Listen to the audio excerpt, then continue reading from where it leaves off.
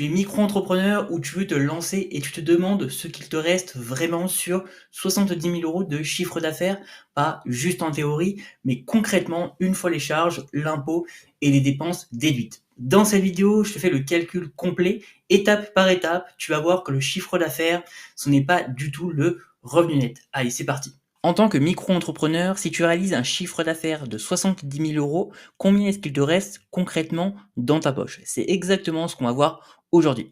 On va partir d'une mise en situation. Donc si, imaginons que tu es freelance ou prestataire de service en micro-entreprise et que tu réalises 70 000 € de chiffre d'affaires sur l'année, tu es dans le plafond autorisé, donc c'est parfait pour l'exemple. Mais pour savoir combien est-ce qu'il te reste réellement dans ta poche, il faut d'abord enlever deux choses. La première chose, c'est les charges sociales et la deuxième chose, c'est l'impôt sur le revenu. Au niveau des charges sociales, en tant que prestataire de service, tu vas payer environ 22% de charges sociales. Donc sur 70 000 €, tu dois verser tout simplement 15 400 € de charges sociales, puisque le calcul suivant est 70 000 € qui est le total de chiffre d'affaires que tu as réalisé, fois 22% qui sont les charges sociales.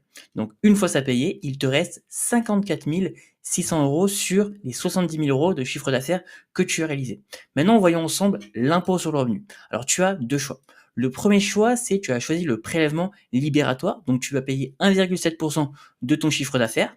Donc 70 000 € fois 1,7%, ça fait 1190 €. Donc il te reste alors environ 53 410 € par rapport aux 70 000 € de chiffre d'affaires que tu as réalisé. Pardon.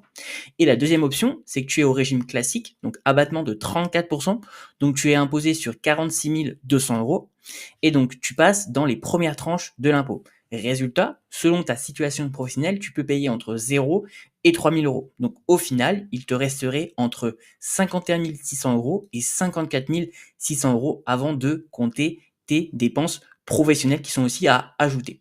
En conclusion de cette vidéo, on peut faire le constat que 70 000 € de chiffre d'affaires, ce n'est pas 70 000 € dans ta poche directement.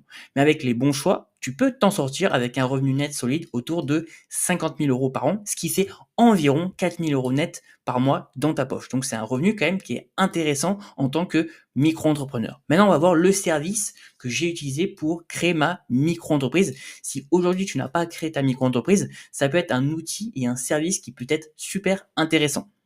Donc, si tu veux aller plus loin et justement sécuriser ton activité de micro-entrepreneur, je te recommande le service de Legal Place. J'en ai déjà parlé sur cette chaîne YouTube. C'est un service que moi-même j'ai utilisé. Je le trouve extrêmement intéressant. Si tu n'as pas encore créé ta micro-entreprise, c'est une plateforme qui est simple, rapide et fiable pour créer ton statut, faire ta comptabilité ou gérer toutes les obligations administratives. On va se rendre directement sur le service de Legal Place.